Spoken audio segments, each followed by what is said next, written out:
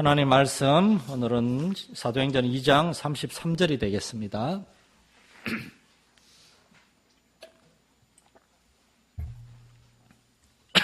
사도행전 2장 33절에서 41절까지 저와 여러분이 한 절씩 교독하겠습니다.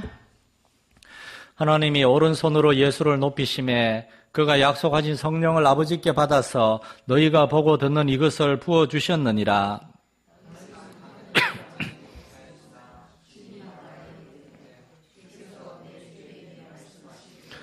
내가 내 원수로 내 발등상이 되게 하기까지 너는 내 우편에 앉아 있으라 하셨도다 하였으니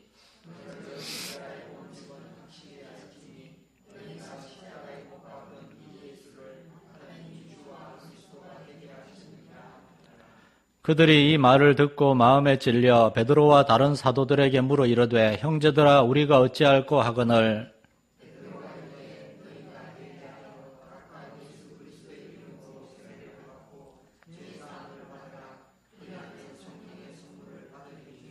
이 약속은 너희와 너희 자녀와 모든 먼데 사람 곧 주 우리 하나님이 얼마든지 부르시는 자들에게 하신 것이라 하고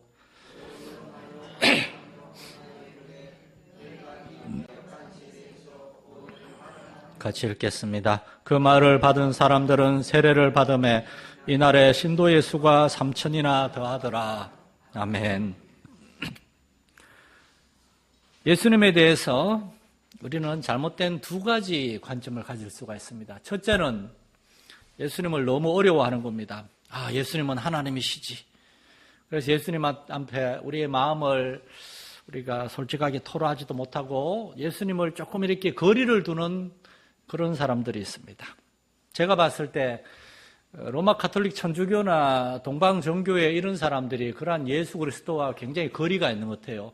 예수님에 대한 아주 그냥 화려한 그러한 동상들, 성화 그림들, 예수님을 너무나 높고 위대한 하나님으로 멀리 있는 존재로 생각을 하는 거죠.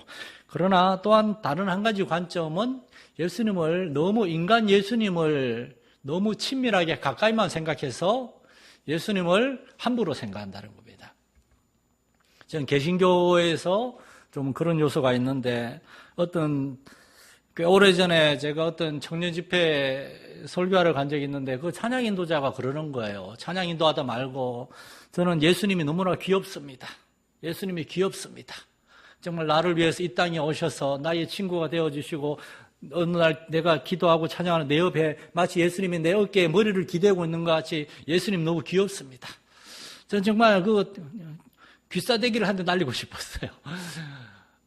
정말 오늘날 이 주회를 한다는 사람들이 얼마나 자기 마음대로 성경을 해석하고 얼마나 자기 마음대로 신앙생활을 하는가.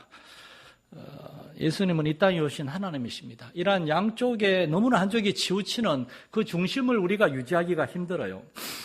오늘 이 베드로가 얘기하고 있는 것은 교리적인 용어로 이 33절에서 41절 말씀을 가리켜서 예수님의 승귀라 그럽니다. 승귀. 승귀는 교리적인 용어인데 승은 오를 승이고 귀는 귀한 귀. 그래서 승귀라는 말은 귀한 자리에 올라간다 그런 뜻입니다.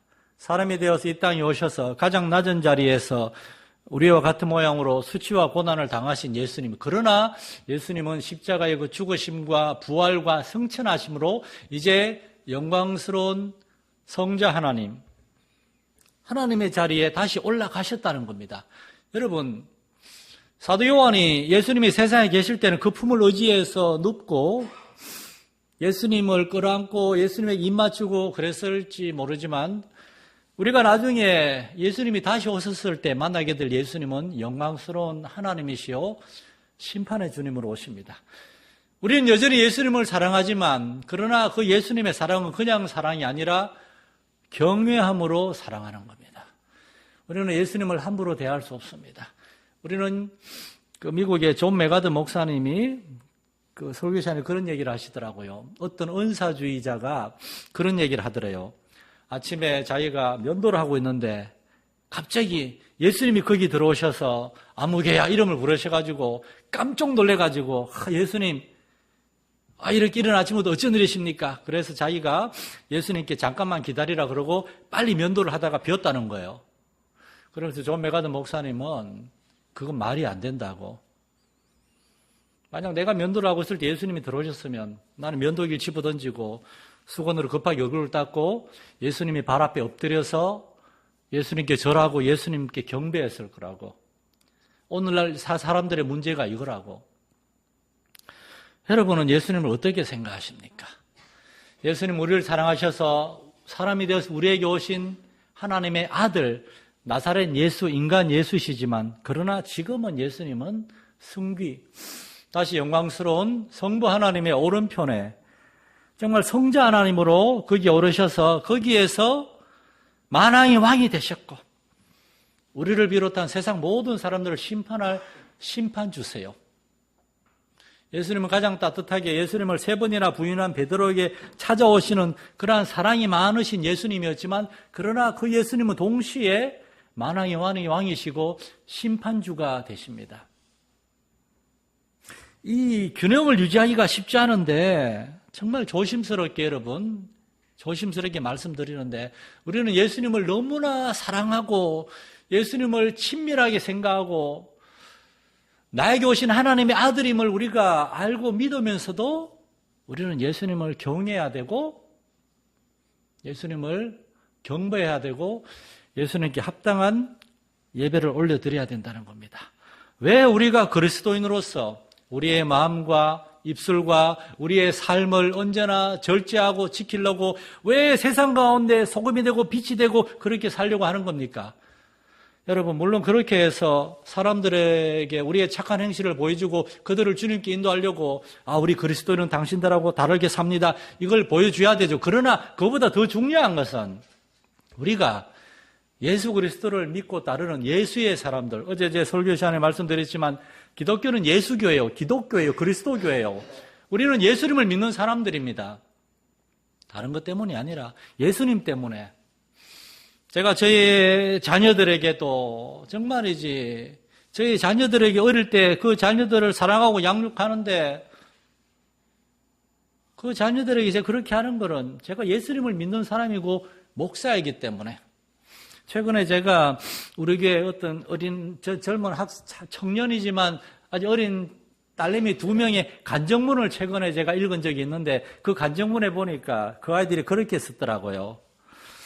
제가 예수님을 만나게 된 가장 결정적인 계기는 우리 엄마 아빠가 정말 어려서부터 얼마나 예수님을 사랑하고 예수님을 섬기고 그러한 모습을 보여주는 걸 보면서 저렇게 우리 엄마 아빠가 믿는 예수님 어떤 분이실까?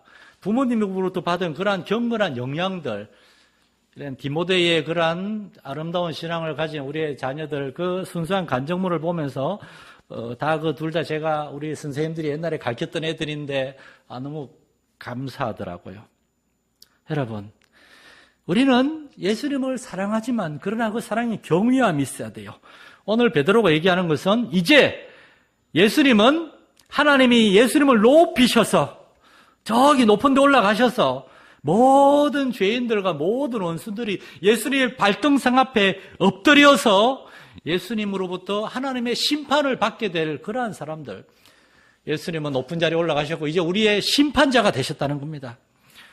하나님의 심판은 종말에 있을 최종적인 심판만이 아니라 지금 여기에서 우리가 예수 그리스도를 나의 구주요 나의 왕으로 모셔드릴 것인가 모셔드리지 않을 것인가 여기에도 바로 우리에게 심판의 시간, 심판의 자리가 있는 겁니다. 여러분이 예수님을 알게 됐기 때문에 여러분은 예수님 앞에서 결단을 내려야 됩니다.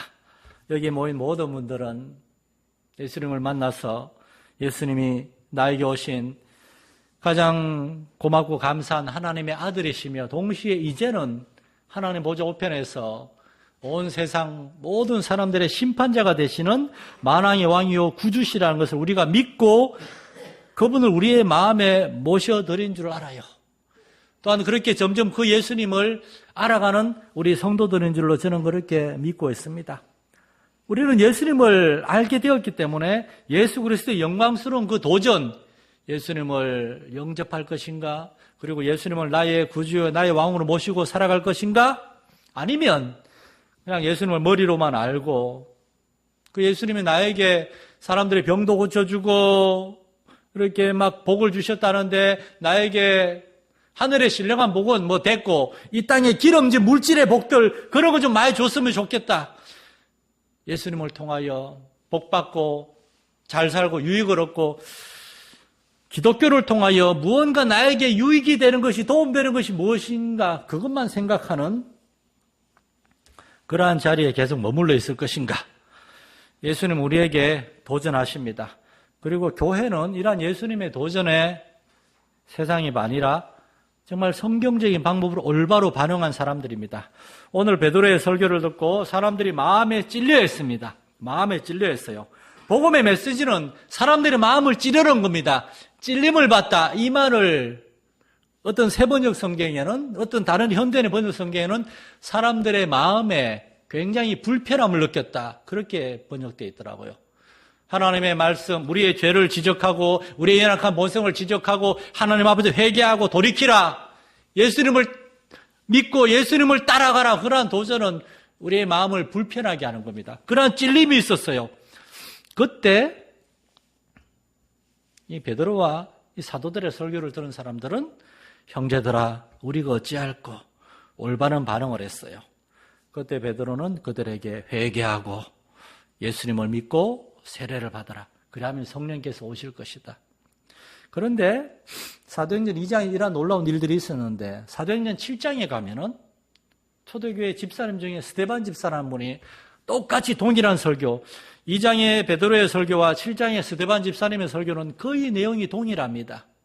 스데반 집사님이 설교했을 때 사도행전 7장에서 예루살렘 사람들은 마음에 찔려 이를 갈며 분해했다. 그렇게 되어 있습니다. 그리고 그들은 스데반을 미워하고 스데반을 돌로 쳤습니다. 똑같은 메시지에 어떤 사람들은 회개하고 그 메시지를 받아들여서 성령을 선물로 받고 초대교회 공동체에 속하게 되고 그들의 이 땅에서의 생명이 변화되고 영원한 생명을 얻게 되는 사람들이 있고 똑같은 메시지를 들었는데 어떤 사람들은 전도자를 미워하고 전도자를 돌로 치고 예수님을 그렇게 거부한 것처럼 똑같이 거부한 사람들이 있었어요. 우리의 메시지에도 사람들은 그렇게 반응할 것입니다. 여러분, 사람들이 우리의 메시지를 듣기 싫어하고 우리를 뭐라 그러고 그러면 여러분이 하나님의 말씀을 올바로 전하고 있는 겁니다. 근데 사람들이 아무런 도전도 받지 못하고 아무런 고민도 없고 아무런 불편함, 마음의 찔림, 불편함을 느끼지 못하고 있으면 우리는 복음의 메시지를 올바로 전하지 못하고 있는 겁니다. 예수님을 믿고 회개함으로 예수를 믿고 영접하는 사람에게는 죄사함과 성령의 선물을 있을 것이고 그렇지 않고 거부한다는 걸 대놓고 얘기하진 않지만 그러나 그 사실을 인정하지 않고 그냥 계속 강팍한 마음대로 있는 사람들에게는 정죄와 영벌과 불행한 삶이 임하게 된다는 겁니다. 교회는 예수 그리스도의 도전 앞에 겸손함으로 감사함으로 응답한 사람들입니다. 저와 여러분이 그러한 사람들인 줄 믿고 우리 교회가 그렇게 사람들을 주님께 인도하는데 마음에 찔려서 갈등하고 방황하고 자꾸 포기하고 거부하려고 하는 사람들이 있을 수도 있을 거예요. 그러한 사람들 그래 가시오 내버려 포기하는 것이 아니라 그들을 불쌍히 여기고 그들을 위해 기도하며 그들을 주님께 계속해서 인도하려고 하고 그렇게 해서 사람들이 마음의 찔림을 받았을 때 예수님의 도전을 받았을 때 포기하고 거부하고 도망가는 사람들이 아니라 올바로 반응하여 예수 그리스도를 통하여 하나님의 자녀가 되고 하나님의 나라에 속할 수 있도록 도와주는 사람들 바로 저와 여러분 우리 마선열린교회가 될 수 있기를 간절히 소망합니다. 이 밤에 우리 한 두 가지 정도 크게 기도하고요. 각자 자유롭게 기도할 텐데 첫 번째로